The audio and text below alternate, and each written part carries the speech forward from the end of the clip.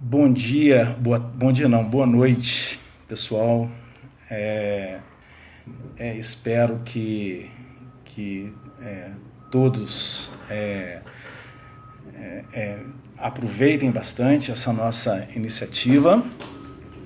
É a grande, primeira grande ação da equipe multidisciplinar nesse período de quarentena de coronavírus.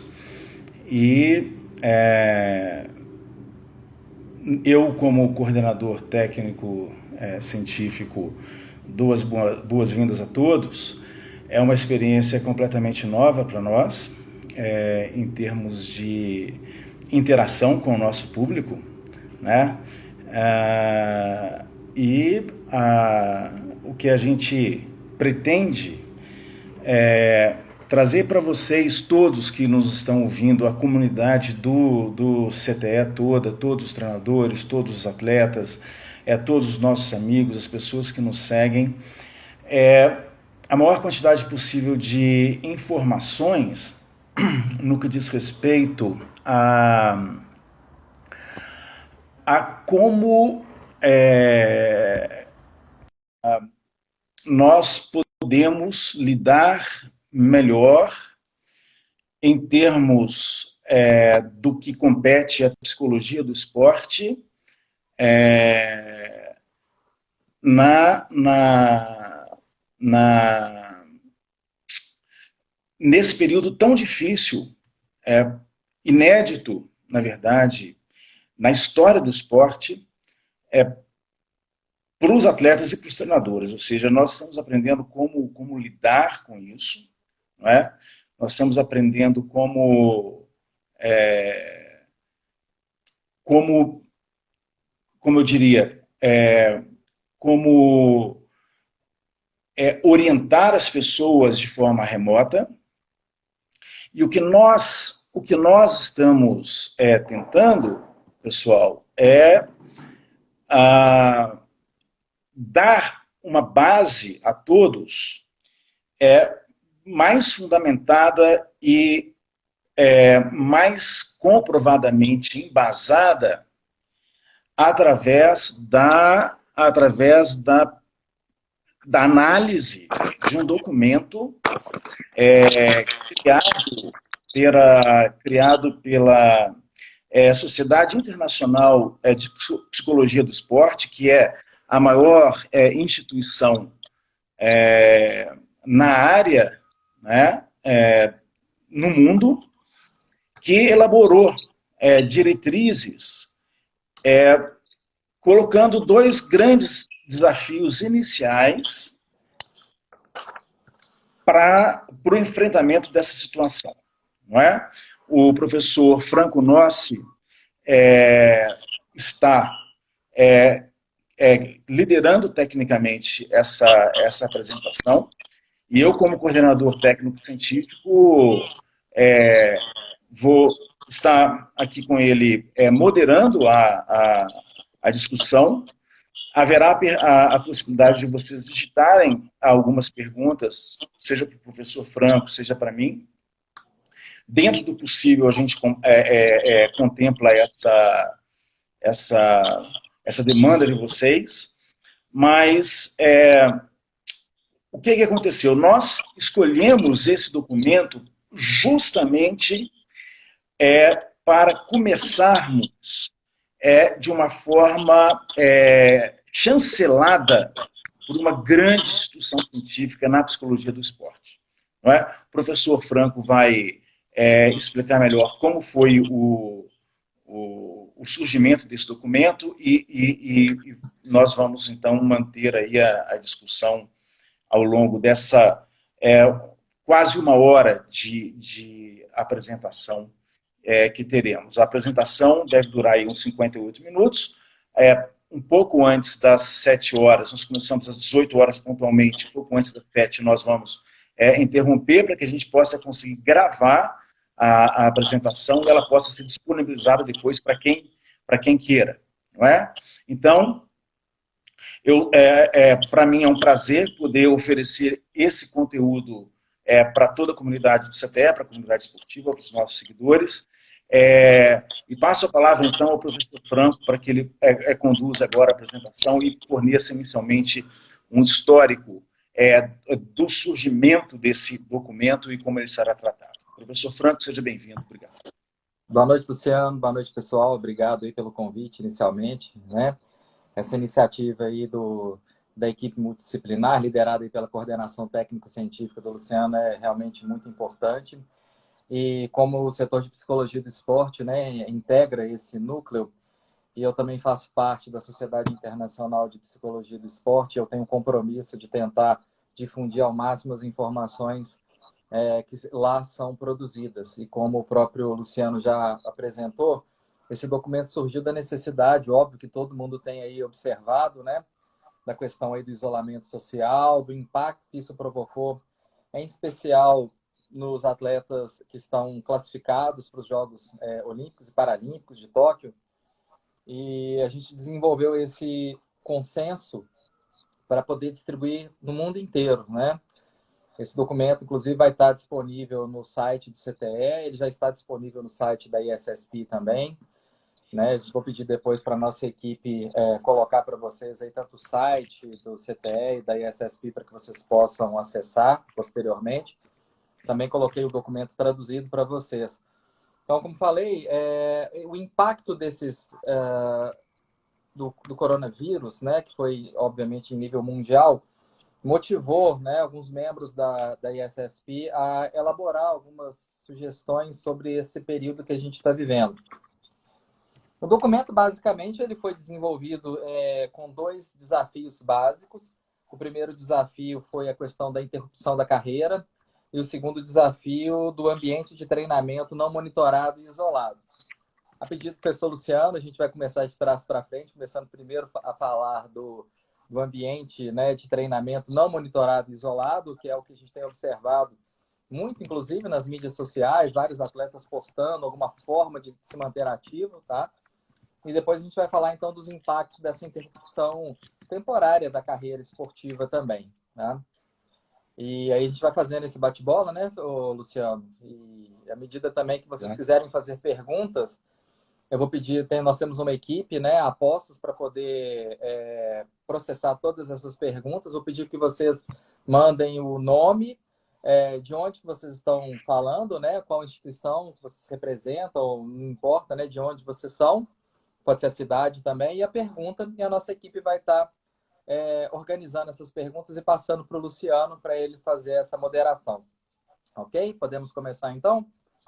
Podemos começar, fica à vontade. Então, apesar de ter sido focado principalmente nos atletas olímpicos e paralímpicos, acho que esse documento se aplica perfeitamente a todos os outros atletas e comissões técnicas que aqui possam estar participando, tá? Então, falando do primeiro desafio que foi identificado, que foi o ambiente de treinamento não monitorado e isolado, né? A gente percebeu que, obviamente, o adiamento dos jogos e o fechamento das instalações de treinamento acabam atrapalhando a programação diária desses atletas e podem interromper o treinamento até por completo, dependendo da característica da modalidade esportiva. Muitos atletas não têm como efetivamente manter os seus treinamentos, né? E sem os colegas de equipe, sem, de uma forma geral, o atleta ele pode ter um sentimento de isolamento, né? Quando ele vai tentar treinar por conta própria, né? A gente, inclusive, no CTE, a gente tem desenvolvido com a nossa equipe, com as nossas equipes técnicas, orientações de treinamento, né? Mesmo à distância, para que os nossos atletas consigam manter um nível razoável de trabalho, né? Para minimizar essas perdas. Mas outro ponto importante também desse desafio é que esse ambiente de treinamento não estruturado pode levar, obviamente, à redução da atividade física, diminuindo, inclusive, o nível de motivação dos atletas, né? O próprio ambiente não sendo preparado efetivamente para esse trabalho não vai permitir que o atleta consiga manter o volume e a intensidade dos treinamentos que ele vem mantendo, né, normalmente. Outro ponto de desafio é que todo esse processo pode levar, inclusive, a um ganho, né, de peso indesejado, né, levando muitas vezes a diminuição de confiança e agravos de problemas de saúde mental. Então, esse é o primeiro problema que foi tratado. tá? E a gente desenvolveu, obviamente, para cada problema uma série de estratégias para tentar minimizar ou atenuar essa questão desse desafio. Então, essa é a consideração, é o problema inicial que está sendo apresentado. Os atletas tentarem manter algum tipo de trabalho num ambiente de treinamento não monitorado ou pouco monitorado pelos treinadores e de forma isolada, tá? A primeira estratégia que foi proposta pela ESSP foi tentar ficar em contato próximo, né? Primeiro a gente tem que entender que em ambiente de isolamento, sob crise, as pessoas respondem de maneira diferente, né? Alguns têm uma personalidade mais resiliente, outros um pouco menos, e isso por si só já é um desafio e que a gente tem que ficar atento. Então a primeira sugestão é tentar fazer com que as comissões técnicas, os psicólogos do esporte, as equipes de apoio de alguma forma geral, procurem se manter próximos da vida do atleta, tá? Esse atleta que vem convivendo com vocês ao longo de todo o processo de treinamento, ele muito provavelmente ele tem um nível de confiança bom com você, né? E ele vai estar disposto, então, nesse sentido, a compartilhar nesses sentimentos, inseguranças, preocupações. Então, uma das recomendações que a gente faz é estar próximo, né? Então, procurar semanalmente desenvolver algumas reuniões online. A gente tem diversos dispositivos, né? Skype, Zoom, o próprio WhatsApp e outros meios que a gente pode manter próximo desses atletas e também com os membros da equipe técnica. A gente pode, então, ter discussões semanais dos eventos que aconteceram, programar também eventos para a semana seguinte, né? Então, isso é uma boa recomendação, porque frente ao isolamento, o atleta sentir que ele não está sozinho, que ele está amparado, que ele está sendo acompanhado. Então, essa é a primeira sugestão para minimizar o desafio do ambiente de treinamento não monitorado e isolado, viu, Luciano? Certo? Franco, perfeito. Então, assim, essa sensação de que de estar sozinho, ela vai ser muito recorrente nesse período, não é? Ou seja, você vai perder aquele contato físico com toda aquela sua rede social que é, Ele tem normalmente, né, no dia a que o dia. esporte propicia, né? Que o esporte propicia, que o convívio do treinamento propicia. A quem deveria caber a iniciativa de se aliviar o atleta nesse sentido? Se tentar mostrar a ele que ele não tá isolado, que ele não está sozinho. Uhum, claro. Bom, Quem teria esse papel, Fran? O treinador? exato. Eu percebo que, né, na minha visão, eu acho que o núcleo, né, gira em torno do treinador, que é o líder do processo, tá? Nós temos uma comissão técnica, nós temos elementos de equipe de apoio, como os próprios psicólogos do esporte. Nem todos os treinadores possuem, né, um psicólogo do esporte na sua equipe, então ele vai ter que normalmente absorver essa carga de trabalho, né? E procurar, então, de alguma forma, manter, como a própria recomendação falou, manter esse nível de contato com os atletas, que seja semanal, que seja a cada 2 dias, dependendo muito da estrutura que ele possui, Luciano. Mas é muito importante o atleta sentir que ele não está desamparado. A gente Certo. sabe também que muitos atletas têm como aquele grupo esportivo como o seu núcleo principal de convivência. Muitas vezes até mais do que a própria família, né? A família, obviamente, representa um elemento fundamental dentro do processo, até de sanidade mental, mas algumas vezes a gente sabe que existem atletas onde o núcleo esportivo, né? A equipe esportiva com que ele convive, ela exerce esse papel fundamental, talvez até mais importante do que em caso em algumas famílias.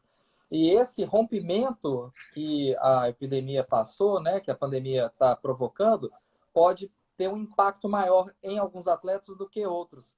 Quando a gente procura manter um contato regular, seja por parte do treinador, seja por parte da equipe de suporte, como no caso a psicologia do esporte, a gente consegue, de alguma forma, monitorar como é que está esse estado, né? Como é que o atleta está conseguindo lidar com essa situação de isolamento, né? Muitas vezes, com uma simples conversa, a gente consegue perceber o que se está externalizando daquele atleta. Se ele está se sentindo em conflito, se ele está desconfortável. E a manutenção desse processo ela é fundamental, viu, Luciano? Certo. No caso do CTE, especificamente, como é que os treinadores ou como que os atletas podem recorrer? No caso dos atletas, bom, aí é Ou uma. os treinadores. Bom, eu acho que. Porque, assim, imagina que o atleta ele pode, obviamente, pedir o apoio é, do treinador para entrar em contato com a equipe multidisciplinar, com a psicologia. O treinador pode identificar esse tipo de Uhum, ansiedade, esse tipo de angústia, esse tipo de entendi. percepção de isolamento, não é? E o atleta quais seriam os caminhos? O atleta Então, tem o no caso do direito, não é? CTE, especificamente no caso do CTE, como a gente tem uma equipe multidisciplinar, isso torna o processo todo muito mais fácil, né? Porque nós já temos os Exato. psicólogos do esporte que estão acompanhando as equipes e os atletas os têm como referência. Independente disso, como a gente trabalha de forma alinhada com a equipe técnica, a própria equipe técnica tem a liberdade também de nos acionar para poder fazer algum tipo de atendimento com o atleta, no caso deles perceberem. E naturalmente, e como eu já falei, se o atleta tem o nosso psicólogo do esporte como referência, ele pode acionar também a qualquer momento, né, através desse trabalho remoto. Né? Perfeito. Em termos práticos, porque assim, a gente está aqui para falar desse documento, não é? Já já a gente passa para o próximo item, mas uma ideia importante dessa nossa live é passar algum instrumento, alguma ferramenta prática para os atletas, para as pessoas que nos seguem e para os treinadores. Você falou um aspecto muito importante, que é essa questão de atletas e a resiliência deles às diferentes condições. Inclusive, a própria resiliência é um atributo psíquico-psicológico muito trabalhado dentro da psicologia do esporte. Não é muito treinado dentro da psicologia do esporte. Uhum. Que dicas você daria agora aqui para um atleta ou um treinador que se sinta angustiado com esse isolamento em termos de como resistir a isso? O próprio documento que a gente está trabalhando aqui, ele vai trazer uma série de outras sugestões e recomendações que vão auxiliar nisso que você está perguntando aqui. Uma personalidade resiliente, ou o atleta tem a capacidade de lidar bem com a situação, na psicologia nós chamamos de estratégias de coping, né, que é lidar com a situação, podem ser trabalhadas. Essencialmente, uma coisa que eu procuro muito fazer é racionalizar em cima de uma situação, tá? Muitas vezes, a gente vai ver aqui no próprio documento que o atleta às vezes fica focado, a pessoa fica focada em parâmetros ou aspectos que fogem ao próprio controle. E se você fica com sua mente focada em algo que você não tem controle, provavelmente o resultado não vai ser muito positivo. Né? A gente vai trabalhar sobre essa recomendação também. Né? Aspectos básicos, hoje não é exatamente o tema que a gente vai falar, a gente pode até falar sobre esse tema posteriormente, né, da resiliência. Inclusive, a gente está desenvolvendo um projeto de doutorado para elaborar uma ferramenta de avaliação da resiliência no esporte. Atualmente, nós não temos uma ferramenta que atenda satisfatoriamente essa avaliação, mas a resiliência ela é composta por diversos parâmetros. Um deles é a percepção da competência que o indivíduo tem para lidar com a situação que é apresentada. Outro ponto importante, que é exatamente esse que a gente está falando aqui, é o suporte social. Quando o atleta se vê, ou o indivíduo se vê sem capacidade de lidar com a situação, ele pode exatamente buscar o apoio de outra pessoa, né? E tem alguns outros parâmetros importantes, como a capacidade de adaptação, aceitação, as situações que não podem ser modificadas, que vão auxiliar o atleta a passar por uma situação mais complicada como essa, por exemplo, tá bom? A segunda recomendação que a SSP traz nesse documento é exatamente promover a recuperação. Né? A gente consegue observar num período de isolamento e de redução de um treinamento tradicional também a redução da motivação no curto prazo, porque o atleta ele pode não perceber sentido em se manter treinando, né? Porque a gente não sabe efetivamente quando vai voltar. No caso ainda dos atletas olímpicos e paralímpicos, o Comitê Olímpico Internacional e o Comitê Paralímpico, o comitê organizador dos Jogos adiou por um ano a realização dos Jogos de Tóquio. Então, a gente tem alguma referência sobre isso. Mas, por exemplo, no Brasil, nós não temos noção ainda do calendário, como que vai acontecer. Quando que efetivamente as competições vão retornar? Cada modalidade tem uma característica. A Superliga foi interrompida, né? Se eu não me engano, não sei se no masculino ou no feminino, aí talvez o pessoal que está nos assistindo possa ajudar. Uma das duas, não sei se foi a masculina ou feminina, ela foi, inclusive, encerrada efetivamente, né? Então, a gente não sabe. Isso pode tirar um pouco da referência do atleta. E isso fazer com que caia a motivação. E esse A treinamento... questão, só para, desculpa te interromper, mas essa é uma das questões mais preocupantes, não apenas no contexto esportivo, mas também no contexto laboral, no contexto da família, que é essa ansiedade gerada por um fator extra ao isolamento, que é você não saber quando ele termina. Então, por exemplo, normalmente, quando nós nos colocamos diante de algum desafio, esse desafio costuma ter um prazo para terminar. Não é isso? E no caso desse isolamento social, por causa das medidas sanitárias que estão sendo tomadas, pela evolução da curva de contaminação nos diferentes países, não há como a gente prever isso. Não é? Então, como lidar um pouco com essa ansiedade? Só fazer um registro aqui, a Marisa, né? Oi, Marisa, tudo bem? Ela falou aqui que a competição feminina realmente foi encerrada e que a masculina vai ter uma reunião, acho que dia 20, para decidir, né? De qualquer forma, essa angústia, né? Ela é muito ruim. E a ansiedade nessa situação, ela é muito natural, né? Inclusive, quando a gente for falar do primeiro desafio, nós vamos falar um pouco também sobre essa questão de aprender a lidar com esse tipo de sentimentos. Porque são sentimentos do ser humano, isso vai acontecer. Ele também não pode se punir por conta de algo desse tipo, né? Mas um aspecto para poder ajudar a minimizar a questão da ansiedade, como você está falando, é ter pontos de referência a qual o atleta consiga efetivamente enxergar e falar assim, não, aqui eu posso produzir alguma coisa, né? Isso ajuda. Ter metas que são claras e exequíveis pode ajudar muito. A gente vai falar disso nesse documento, tá bom? Ainda dentro da questão de promover a recuperação, né, que é o ponto aí que a gente está falando, então aqui, ó, fazer um treinamento alternativo de alta qualidade em casa tá além daquilo que a gente realmente pode esperar, até dos atletas mais engajados, né? Então a gente precisa de validar e ajudar os atletas a entender que essa situação acontece, né? A gente está vivendo essa situação. Então procurar focar em uma recuperação de alta qualidade. Já que ele está meio que impedido de fazer um treinamento tradicional, ele pode desenvolver essa recuperação. E nesse caso, eu chamo a atenção para aqueles atletas que nesse momento eles estão lesionados. E, obviamente, ele pode otimizar muito o processo de recuperação dele sem a pressão efetivamente do retorno à competição. E isso é um ponto que ajuda muito, né? Assim, esse atleta ganhou um tempo extra. Eventualmente, uma competição que ele estava ameaçado de não participar, agora ele pode ver uma possibilidade, sim, dele conseguir se recuperar a tempo e voltar para a competição. Não é? Então, essa foi a segunda dica da ISSP.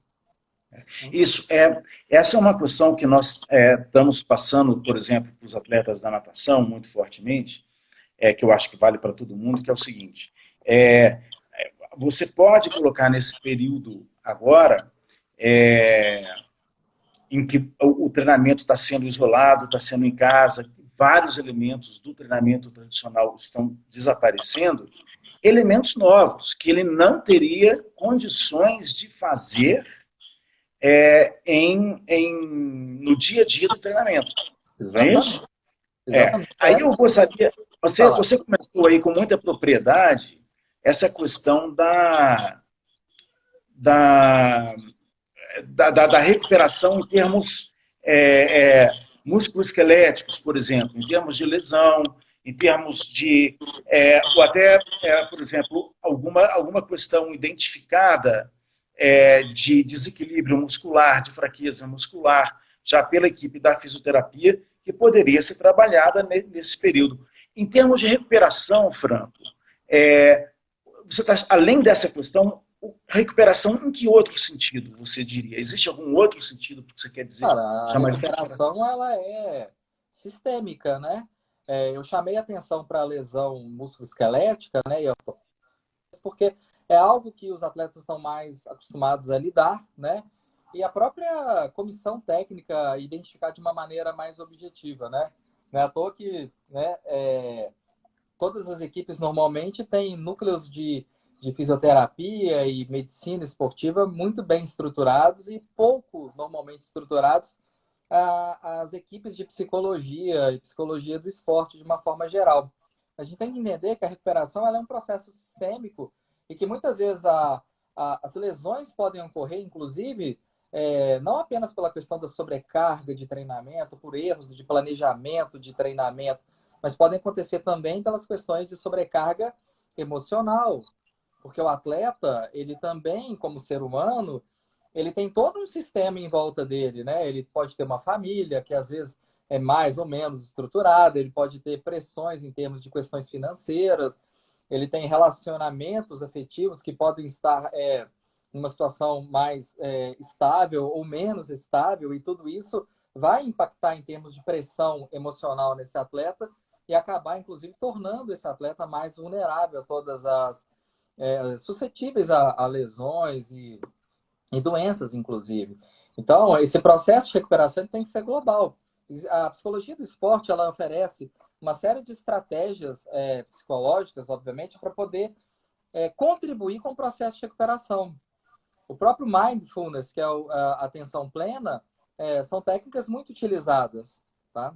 E isso as pessoas que estão nos assistindo, elas podem conversar com os psicólogos do esporte que ela tem acesso, ou procurar outras pessoas que têm grupos que estudam profundamente isso, que podem ajudar a instrumentalizar como técnicas de recuperação, tá bom? Luciano, só queria aproveitar também aqui esse breve momento também e agradecer a presença dos nossos atletas e treinadores aqui do CTE, né? Eu estou observando aqui que alguns estão entrando e tudo, estão participando. Então, agradecer o pessoal e também reforçar o que você falou de Perfeito. outras lives com a equipe de Foi, nutrição. foi como, foi, foi como como eu falei no início da apresentação, nossos atletas, é muito importante a presença deles, não é? Os nossos treinadores e supervisores, os outros membros das outras áreas da equipe multidisciplinar, mas também todos os nossos seguidores, todos os nossos colegas aí do esporte, de outras instituições que nos acompanham o nosso trabalho. O Franco, a gente falou de resiliência, a gente falou de recuperação, mas havia aí uma questão do isolamento e da percepção de não haver uma data para que o isolamento em si, mas a percepção de não haver uma data para que esse isolamento termine. Isso gera uma ansiedade, uma angústia muito grande. Como você, o que você recomendaria em termos de ferramentas que um atleta, ele para si mesmo, ele pode usar sem ter que recorrer, por exemplo, à própria equipe multidisciplinar, alguma coisa que ele possa fazer, incluir dentro da rotina, além dessa coisa de incluir elementos novos, fazer coisas novas, ter a sensação de que está sendo efetivo, eficaz, está conseguindo fazer alguma atividade. Além disso, para se reduzir essa ansiedade, o que você recomendaria? Então, essa solicitação aí está muito dentro das medidas para atenuar essa interrupção da carreira, né? Que é o primeiro tópico do documento, né? Então, a gente vai chegar lá para a gente falar com mais propriedade desses aspectos, né? Que a ansiedade realmente é um elemento fundamental. A gente acometendo esses atletas, mas eu vou deixar para a gente comentar sobre esse assunto daqui a pouco, quando a gente falar do primeiro desafio que está lá no documento, que é a interrupção da carreira, tá? E aí a gente vai falar com mais propriedade. A outra recomendação que a SSP fala sobre a questão do ambiente de treinamento não monitorado e isolado é essa busca, estimular a busca por pequenas melhorias, né? Então, a gente pode ajudar o atleta a ver o potencial dessas pequenas melhorias ao longo desse período de treinamento, né? Que não é muito comum, né? Não é comum. Então, a gente pode ajudar o atleta a desenvolver uma maior compreensão, por exemplo, de processos táticos, né? Aprender análises, iniciar um treinamento mental, isso desenvolver outras habilidades que, às vezes, naquele processo de treinamento tradicional, ele não tem oportunidade, agora ele vai ter, né? Então, identificar, junto com a equipe técnica, possíveis áreas de fraqueza e que podem ser melhoradas isoladamente, isso é uma diretriz importante. Então, agora você tem mais tempo. Você não está tendo possibilidade de fazer um treinamento tradicional. Como usar esse tempo de forma produtiva? Junto com a comissão técnica, a gente pode identificar essas áreas, né, que a gente pode desenvolver à distância, como a própria questão, né, das habilidades mentais, do treinamento psicológico e de outras coisas, para que esse atleta, então, a gente possa ajudar ele a criar metas sob medida para poder otimizar essas áreas que são consideradas deficitárias ou fracas por eles, né? É uma grande oportunidade que a gente tem aí nesse momento, entendeu? Além do mais, a gente tem que considerar aquela história. Quem conseguir fazer isto, o atleta que conseguir fazer isso, vai ter uma enorme vantagem sobre aqueles que não conseguirem fazer. Porque, na verdade, todos, isso que é muito importante, é que todos têm consciência, não é que você está isolado, é que todos estão isolados. Exatamente. Então, ninguém está treinando. As perdas físicas que podem acontecer, as alterações de composição corporal, perda de força, ganho de gordura, perda de capacidade aeróbica, perda de elementos técnicos, que certamente vão acontecer para todos. Então, eu acho que talvez, em Franco, o foco deveria ser o seguinte: no que é que eu posso ganhar? Onde eu posso ganhar? Eu acho que isso aí já elimina muita coisa, né? Em termos de sofrimento. Onde que eu posso minimizar a perda e que conjunto de habilidades eu poderia me aprimorar, coisas em que antes eu não tinha possibilidade, né? Acho que isso é muito bom. A penúltima dica dessa área é ajudar os atletas a manter rotinas diárias. Essa, inclusive, a gente trabalhou na nossa campanha, né, no CTE, que a gente trabalhou aí algum tempo, aí, há 2 semanas atrás, 2 ou 3 semanas atrás, a gente trabalhou isso na campanha. As rotinas diárias, elas efetivamente sofrem um abalo numa situação como a gente está vivendo. Tem pessoas que estavam acostumadas a acordar às 5, 6 da manhã para iniciar uma rotina de treinamento ou de trabalho, de repente está acordando 10, 11 da manhã, está invertendo o relógio biológico, né? Sem falar que com a questão do isolamento social, né? Você tem um cenário novo, né? Que é ficar muito mais tempo com a família, né? Por exemplo. Né? Você tem um caso aí seu específico aí, que as 2 menininhas estão aí direto aí com você, né? E quer queira, quer não, você precisa de se adaptar a essa nova situação. Então, manter rotinas relativamente estruturadas é fundamental.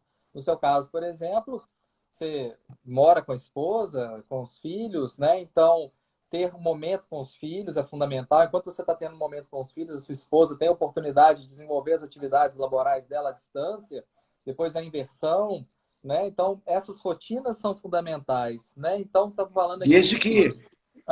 Desde que não sejam gêmeas de 2 anos de idade, né, Franco? Aí o revezamento fica um pouco mais complexo, mas tudo bem.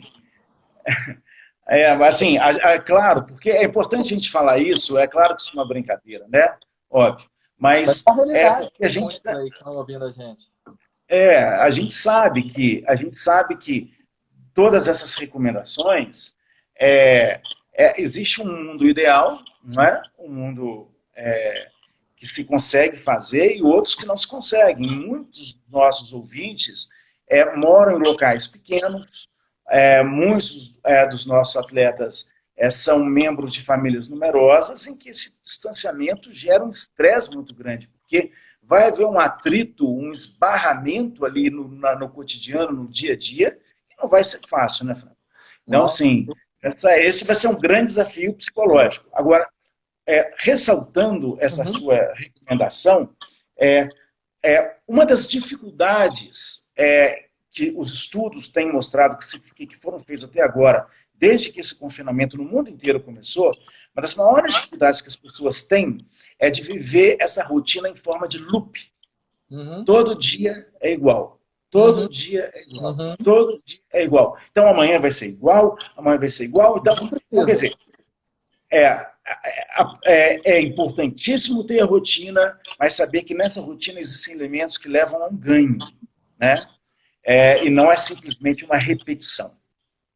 Luciano, Eu acho que vamos tentar acelerar um pouquinho para a gente conseguir ficar dentro do tempo, mas só para fechar a questão da rotina, o que eu recomendo para os treinadores ou para os psicólogos do esporte que estão trabalhando com atletas e com as equipes? Que nessas reuniões semanais que eu orientei, que eu recomendei que vocês fizessem, procura ajudar a estruturar rotinas para esses atletas. Então, as rotinas, não apenas a questão do treinamento físico e mental, mas também, porque eu fiquei brincando aqui com o Luciano, mas a questão da família, do lazer, de outras atividades, que eles possam fazer um schedule, né, uma distribuição semanal de atividades. Então, segunda-feira eu vou ter essa atividade, né, de destaque. Na nossa...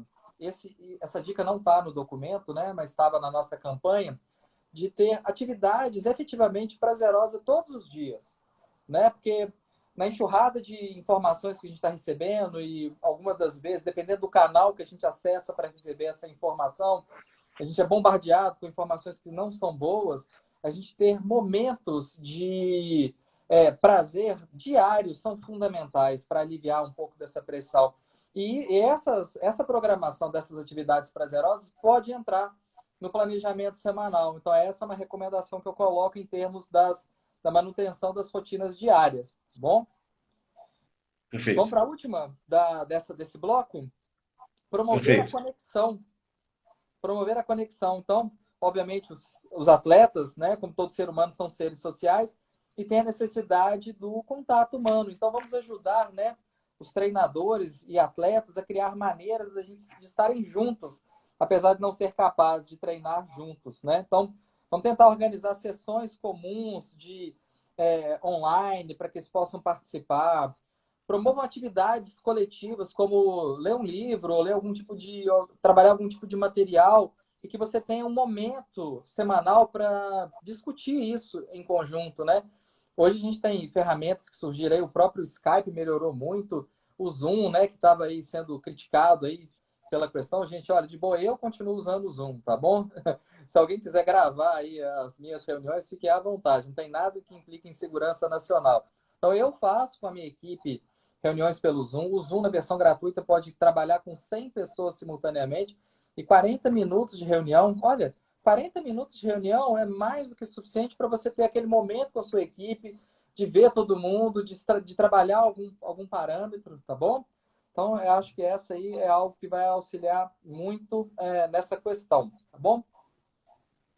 Vamos para o próximo bloco. Quer comentar alguma coisa sobre a questão da conexão, que é exatamente também reforçar o elemento de suporte social. Você está criando conexões ou fortalecendo as conexões com a sua equipe, né? E isso é uma coisa muito prazerosa. Às vezes a gente telefona e tudo, mas os meios tecnológicos hoje, como a gente está usando aqui, de falar em tempo real, de ver a pessoa, isso auxilia muito, né? A gente vê todo mundo, interagir com todo mundo. Né? Perfeito. Nós temos uma pergunta de um dos nossos atletas, o Alexandre Ailon, atleta do atletismo, da prova de 400. Ele fez uma pergunta muito interessante, Franco. Eu vou te passar ela. Eu não sei se ela deve ser tocada agora ou se você vai falar sobre ela mais tarde. É um tema extremamente interessante e, Alexandre, eu também tenho esse problema, então você não está sozinho, tá? Que é o seguinte, como lidar com a procrastinação, ou seja, como adiar as coisas nesse período de isolamento social, adiar as tarefas. Excelente pergunta. Fundamental. Acho que todos nós passamos por algum tipo de situação como essa de procrastinação. Na realidade, se a gente fizesse uma enquete aqui mesmo, aqui com os nossos, as pessoas que estão nos acompanhando, a gente deve ter um percentual significativo de pessoas que já experimentaram a questão da procrastinação. E principalmente nesses momentos que a gente está vivendo, que a gente tem teoricamente um excesso de tempo livre, isso pode acontecer, porque às vezes a gente não tem uma perspectiva de quando voltar a uma rotina normal, então tudo que eu fizer tá bom. Por isso a recomendação de estruturar rotinas, né, junto com a equipe técnica, né, respondendo aí o Alexandre, é muito bom. Metas, talvez? As Metas, talvez? rotinas com metas. A gente fala muito na psicologia do esporte, do estabelecimento de metas de curto, médio e longo prazo, né? Eu acho que, em especial, as metas de curtíssimo prazo, elas são fundamentais atualmente, porque saber que cada dia ele tem uma meta para cumprir, né? E eu acho que ajuda muito, não é questão de procrastinar, é questão dele entender que quando ele olha para aquele dia de atividade que ele vai desenvolver, Ele tem períodos onde ele vai trabalhar determinados aspectos, e ele tem períodos, intervalos onde ele vai efetivamente se alimentar, ele vai ter um contato com a família, ele vai incluir uma daquelas atividades prazerosas, e aí ele pode trabalhar gradativamente, até em conjunto com o psicólogo do esporte, com alguém da comissão técnica, caso não exista um psicólogo do esporte dando um apoio, de trabalhar essa questão de evitar a procrastinação. Na realidade, o que a gente vai trabalhar? Foco. Foco nas atividades que foram programadas. Se o atleta ele não faz, viu, Alexandre, a programação das atividades, qualquer hora, teoricamente, está valendo. Corre o risco de você chegar no final do dia com um sentimento de frustração, assim, nossa, eu não fiz nada de produtivo, porque também você não fez um planejamento semanal de suas atividades. Quando você faz esse planejamento semanal, você estabelece as metas diárias, chega no final da semana, assim, nossa, evoluí em tais parâmetros, olha que bacana. E você vai observar, muito provavelmente, que o percentual de procrastinação vai ter uma tendência de reduzir. Por quê? Porque você está disciplinado, você está focado naquilo que você se dispôs a fazer, entendeu? Então, acho que isso aí ajuda aí o Alexandre, que fez a pergunta, e também outros que eventualmente estão incomodados com essa situação de um excesso de tempo livre que acaba induzindo uma questão da procrastinação. 18 minutos, Luciano, vamos lá? Vamos para o próximo tópico. Vamos falar então agora do próximo desafio, que é a questão da interrupção da carreira. Tá? Então, o que é as considerações que a ISSP fez? Né, a consideração inicial que o adiamento das competições, né, aqui eles destacaram os Jogos Olímpicos e Paralímpicos, mas pode ser para os outros atletas e as competições que estavam previstas, representa uma significativa interrupção na carreira. Potencialmente envolve uma perda de identidade, motivação e significado. Tá? Então, nós temos uma recomendação, por exemplo, não recomendação. Quando a gente pensa na carreira esportiva, que a gente está falando da interrupção da carreira temporária, né? Nós temos alguns atletas que provavelmente estão no início de carreira e outros atletas que estão no final da carreira. Aqueles que estão no início da carreira, em especial os atletas olímpicos e paralímpicos que estão se preparando para os Jogos de Tóquio, essa poderia ser a primeira oportunidade numa competição tão importante quanto os Jogos Olímpicos e Paralímpicos. Provavelmente, aqueles atletas também que não são de nível olímpico e paralímpico e também estão objetivando outras competições importantes, pode ser a primeira oportunidade. O que a gente fala? Né? Que esse adiamento, por um lado, também pode ser positivo para esses atletas em início de carreira, que eles podem ter mais tempo para se preparar. Mais uma vez, aquela questão dos atletas com lesão, eles também podem se sentir aliviados, porque eles podem ter tempo para poder se recuperar mais plenamente. Então, isso até pode ser um alívio. Tudo depende, Luciano, da perspectiva com que a gente analisa cada uma das situações. Né? Existem algumas teorias na psicologia que a gente fala assim, o que está na base? O que a gente enxerga? Né? Eu faço muito uma analogia com um iceberg. Né? O que todo mundo vê? É o que está acima da linha da água, né? Que é o comportamento das pessoas. O que desencadeia o comportamento? Um sentimento que a pessoa tem. O que desencadeia o sentimento? O pensamento. A pessoa se depara com uma situação, isso gera um tipo de pensamento que pode ser positivo ou negativo. Esse padrão de pensamento positivo ou negativo gera um sentimento, concorda? Que pode ser, obviamente, positivo ou negativo. E se esse padrão de pensamento ele é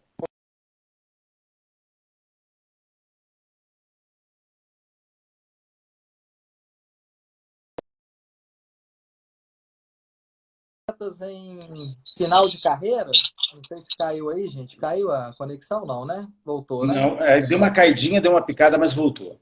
Ah, então tá bom. Então vamos continuar. Falamos da questão, do desafio para os atletas em início de carreira. E aqueles atletas que já estão mais próximos da transição de carreira, no final da carreira? Pode ser a última oportunidade de participar de Jogos Olímpicos ou Paralímpicos, né? Alguns atletas de final de carreira podem ser forçados a se aposentar e sair da competição internacional, o que pode gerar talvez uma perda de identidade, especialmente o que a gente chama de identidade atlética, quando ela é para o atleta a identidade principal, né? Porque todas as conexões, ou a grande maioria das conexões desse atleta, são no meio esportivo. Quando ele faz um retirement, né? Uma aposentadoria, e ele sai do ambiente do esporte, isso pode causar um impacto muito grande. de forma similar quando qualquer pessoa que está nos ouvindo aqui se aposenta. Então, de uma hora para outra, aquele ciclo, né, de amizades, de pessoas conhecidas no ambiente do trabalho, começa gradativamente a diminuir. E isso pode causar uma ansiedade e dificuldade nesse atleta, né? Outro ponto dos atletas que estão em final de carreira é que, às vezes, eles fizeram um planejamento para agora eu vou voltar a estudar, agora eu vou mudar de casa, ou vou mudar de cidade, ou vou fazer alguma outra coisa. E no caso específico dos Jogos Olímpicos e Paralímpicos, que foram adiados em um ano, isso implica em esses atletas também adiarem esses objetivos. Então, esse é um outro objetivo, um outro desafio que foi identificado pelos membros da ISSP, tá bom? E aí a gente Ô, vai entrar, Franco, pode... aproveitando essa questão, então, do planejamento, não é? Porque a gente planeja o treinamento para uma competição específica, para ter um desempenho focado naquele momento, e para isso periodiza-se o treinamento, não é? O Miguel Gifone está nos fazendo uma pergunta aqui, no seguinte sentido: como que eu planejo para uma competição, sendo que não há nenhuma previsão das instituições que administram o esporte nacional e internacional também, de retorno às competições? Qual é a sua opinião? Eu tenho uma opinião com relação a isso, Eu sei, mas eu queria... Vamos ouvir a sua primeiro. com certeza, né? O Miguel é um atleta da esgrima, muito dedicado também, vi ele começar ali a prática, muito dedicado, cresceu bastante no esporte. E é uma modalidade ainda, né, Miguel, que ainda dá para trabalhar um pouco mais em ambiente de isolamento, né? Dentro de casa você pode praticar algumas habilidades específicas da esgrima, né? De repente você pode convidar seu pai aí para fazer um engajamento aí com você, entendeu? Mas nem todas as modalidades têm essa possibilidade, né? Um pouco disso foi falado no bloco anterior sobre minimizar um pouco essas perdas, do que você pode fazer para poder trabalhar e desenvolver alguns parâmetros que são importantes. A gente não sabe exatamente quando a gente vai poder voltar a uma rotina normal. Essa, inclusive, é a terceira recomendação desse bloco, que é concentrar-se no que está sob seu controle, né? O que a SSP recomenda? Olha, muitas coisas estão fora do nosso controle nesse momento, e a gente deve ensinar os atletas a identificar o que está sob seu controle, viu, Miguel? E os demais colegas que estão aí. Então, você tem que colocar o seu foco nas coisas que estão sob seu controle e se concentrar nisso. A gente não pode controlar o passado. Controla? Não. E o futuro, né? Você não sabe. Alguns atletas assim podem ter uma dúvida. Será que eu vou ter que participar de seletivas novamente? De repente, imagina que ele já está classificado para uma competição importante. Será que ele vai ter que passar por um novo processo seletivo? Isso é uma dúvida. Nem todas as confederações se manifestaram a respeito disso. Então, isso é algo que realmente pode complicar e o atleta não sabe. A própria questão da Covid ou da economia mundial, a gente não sabe exatamente o que vai acontecer. Então, Miguel, procura concentrar a sua atenção nos aspectos que estão sob seu controle, que é o quê? Montar uma rotina de atividades, né, como a gente acabou de recomendar aqui, né, procurar trabalhar a questão da recuperação, uma série de parâmetros que efetivamente você pode fazer, né? Você pode criar coisas novas, você pode fazer coisas novas, não apenas ficar fazendo maratona de série, mas você pode ler um material interessante para você se desenvolver, participar de determinados cursos, né? Então você tem uma série de coisas que você pode fazer que você vai sentir que você está, inclusive, evoluindo, né? Sem falar especificamente no seu caso, Miguel, que no caso da esgrima ainda te dá mais possibilidade de atividades dentro de casa, tá? Pode Isso. falar aí, Luciano. A opinião, Miguel, e aí a todos os que estão nos acompanhando, em termos de treinamento, o que eu diria é o seguinte: a recomendação que nós damos lá no esporte do qual eu também sou coordenador, que é a natação e as atividades aquáticas, é que você tem que focar mais, nesse momento, naqueles aspectos mais básicos do treinamento, não é? Em fundamentos, manutenção de fundamentos de condicionamento físico, manutenção de fundamentos técnicos, porque você não vai conseguir periodizar o treinamento. Isso está fora do seu controle, não é? da forma como você gostaria, com a especificidade que você gostaria. Então, da mesma forma que atletas de corrida, por exemplo, conseguem fazer corrida estacionária, etc. e tal, atletas de natação não tem como nadar dentro de casa.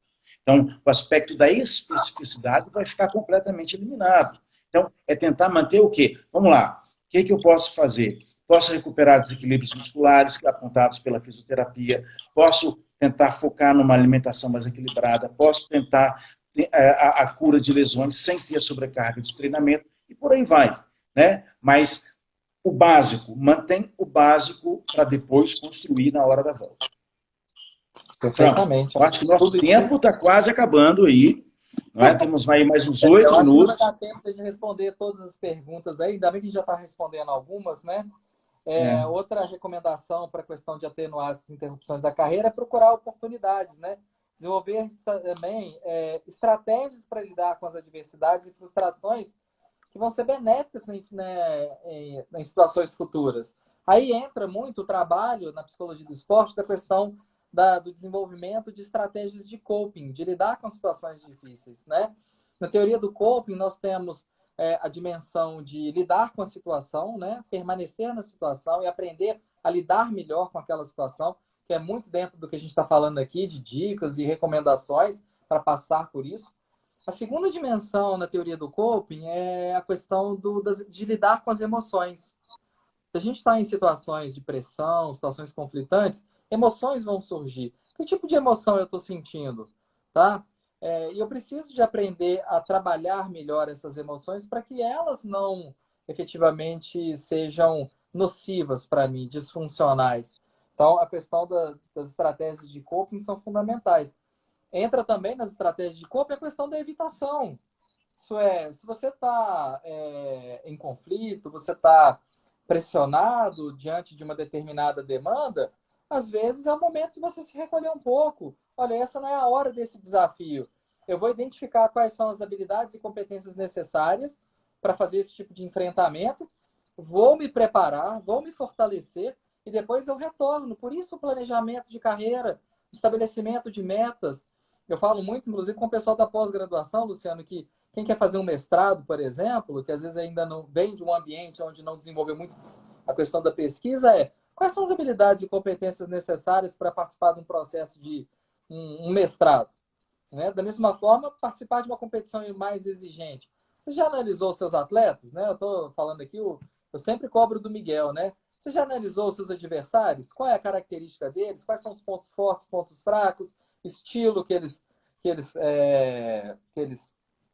desempenham, para que você consiga, então, elaborar, né, seus planos de ação? Né? Temos uma grande oportunidade de trabalhar essas estratégias aqui, hein, Luciano? Ô, Franco, você sabe que todo moderador é um castrador, não é? Então, eu acho que a Fabiana, que é uma mãe de atleta, nos mandou uma pergunta aqui que é bastante categórica, exemplar.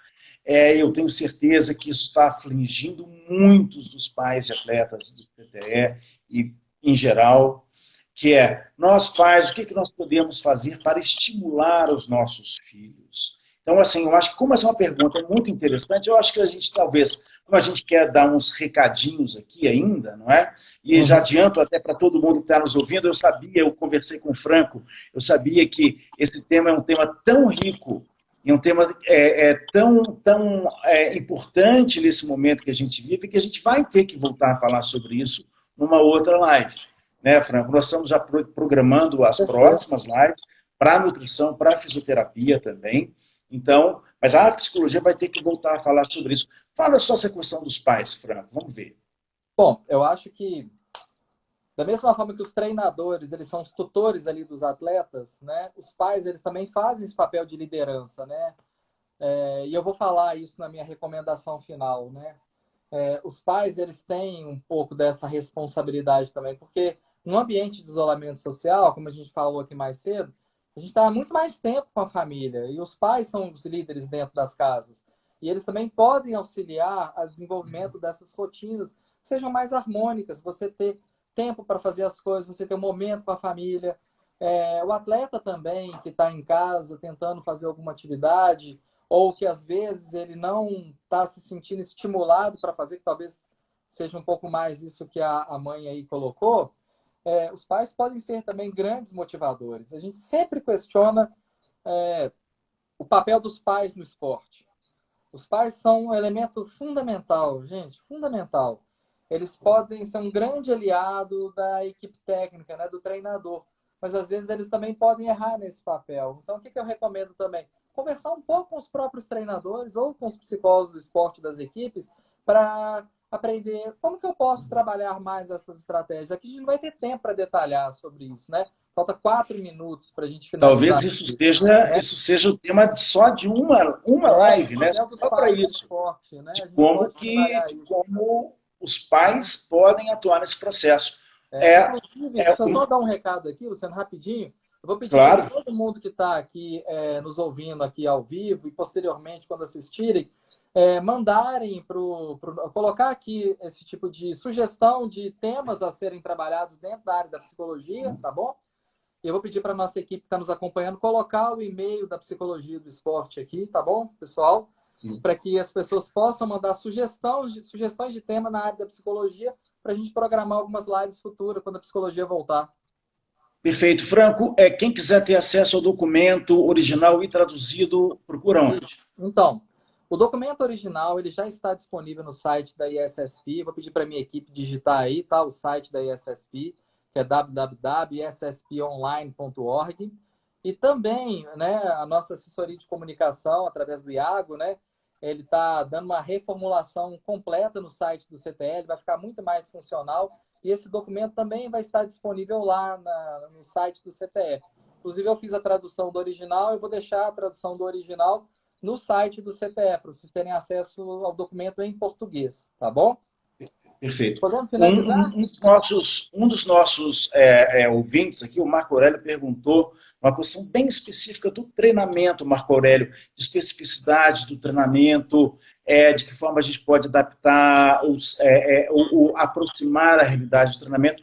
Eu acho, Marco Aurélio, que a gente não tem tempo de entrar nesse aspecto aqui, a gente vai ficar te devendo isso, tá legal? Talvez numa próxima abordagem específica de treinamento. Tá? Como o nosso tempo está terminando, eu não quero correr o risco de que a live caia, e nós queremos gravá-la e disponibilizá-la para vocês, nós vamos encerrar aqui da seguinte forma, anunciando, eu queria, em primeiro lugar, agradecer a participação de todos, a equipe da Psicologia do Esporte, que fez um trabalho fantástico de fundo para que o Franco pudesse fazer essa excelente explanação, a nossa equipe da assessoria de comunicação, principalmente ao Iago, que nos deu total apoio técnico aqui para que isso acontecesse de forma fluida, e anunciar, então, provavelmente na semana que vem, uma live da nutrição, já, ou uma nova live da psicologia, tá ok? Os temas são muitos, vocês viram que 1 hora passou muito rapidamente, mas dá para aprofundar muito e a gente agradece realmente de coração a essa participação de vocês. Esperamos que a gente tenha conseguido passar a vocês algumas ferramentas, algumas dicas, para que todos possam viver melhor, superar melhor e sair mais forte desse período que é um desafio enorme para todos nós. Então, Franco, agradeço a participação na coordenação da equipe multidisciplinar. Eu, como coordenador técnico-científico do Centro de Treinamento Esportivo da UFMG, agradeço a todos e já deixo convidado, nós vamos anunciar, talvez na próxima quinta-feira mesmo, na próxima live, nesse mesmo horário. Vamos ver, espere a confirmação, nos acompanhem, mas rapidamente nós retornaremos. Agradeço a todos e nos vemos em breve. Até logo. Tchau, obrigado.